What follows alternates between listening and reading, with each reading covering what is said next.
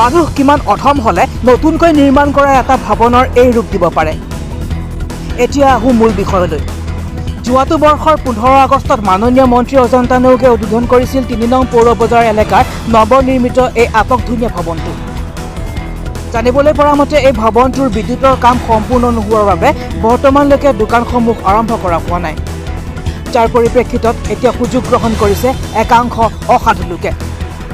ভৱনটোৰ ভিতৰে বাহিৰে জাবৰৰ দম প্ৰস্ৰাৱ পায়খানাৰে পৰিৱেশ বিনষ্ট কৰি ৰাখিছে।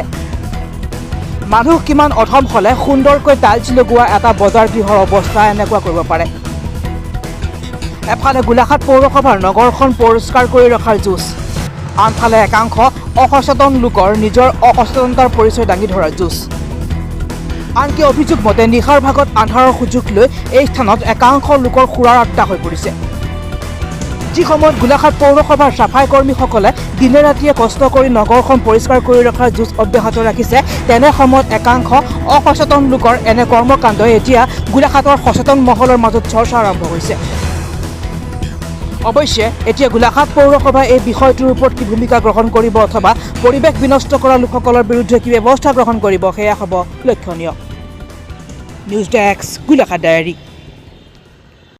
হয় হয়, মানে যিখন বজাৰৰ কথা কৈছে আপুনি যে লেতেৰা হৈ আছে, এইখন বজাৰ প্ৰায় 100 বছৰ মানে ধৰি কাঠ বাঁহেৰে নিৰ্মিত কৰা এখন বজাৰ আছিল। পুৰণি 100 বছৰ পুৰণি কাঠ বাঁহেৰে নিৰ্মিত এখন বজাৰ আছিলে। সেই বজাৰখন এনেকুৱা অৱস্থাত আছিলে যে এটা মেচৰ কাঠি পৰিলেও কোন সময়ত মানে জ্বলি যাব তাৰ কোনো হেৰি নাই, সম্ভৱ মানে তেনেকুৱা ধৰণৰ এটা সম্ভাৱনা আছিলে।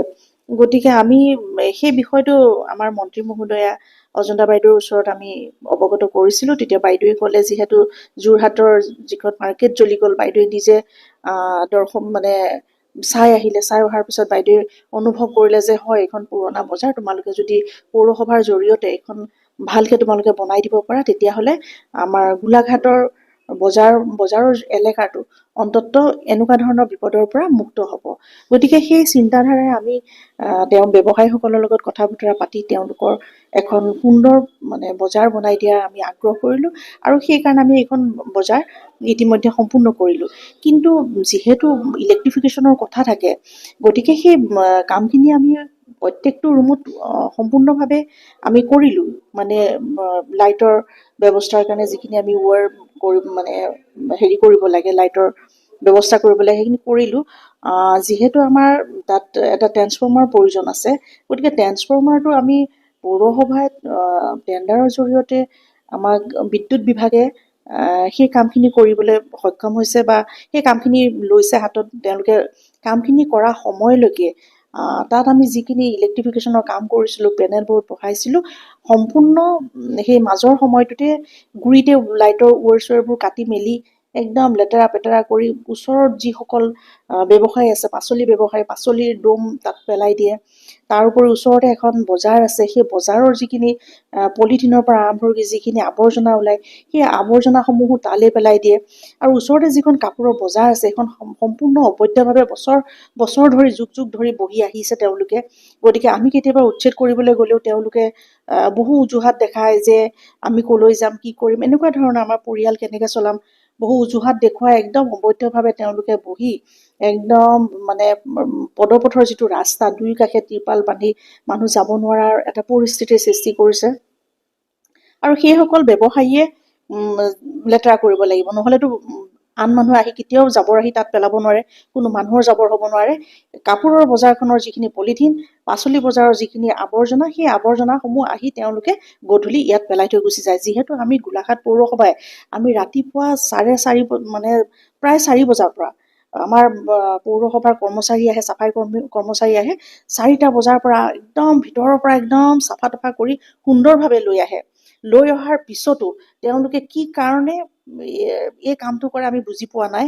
গতিকে মই আশা কৰিছোঁ যে গোলাঘাটৰ সচেতন ৰাইজে আমাক সহযোগিতা কৰক। গোলাঘাট পৌৰসভাই যি স্বচ্ছতা অভিযান আৰম্ভ কৰিছে, গতিকে ইতিমধ্যে আমি 2বাৰকৈ স্বচ্ছ সৰ্বেক্ষণ বঁটা লাভ কৰিবলৈ সক্ষম হৈছোঁ। গতিকে আমি অত্যন্ত মানে দুখ পাইছোঁ যে ইমানখিনি পৰিষ্কাৰ কৰাৰ পিছতো সেইসকল ব্যৱসায়ীয়ে বা সেইসকল সচেতন নাগৰিকে আমাক সহযোগ যদি নকৰে, নিশ্চয় আমাৰ বৰ বেয়া লাগিব। গতিকে আমি এই ক্ষেত্ৰত এতিয়া পদক্ষেপ লৈছোঁ যে যিখন মাৰ্কেট নতুনকৈ বনাইছোঁ সেই মাৰ্কেটৰ য'ত আমাৰ এণ্ট্ৰি পইণ্ট আছে, গতিকে তাত আমি চাৰিওফালে গ্ৰিল লগাই বন্ধ কৰি দিম যাতে কোনো ধৰণৰ মানুহ তাত সোমাব নোৱাৰে।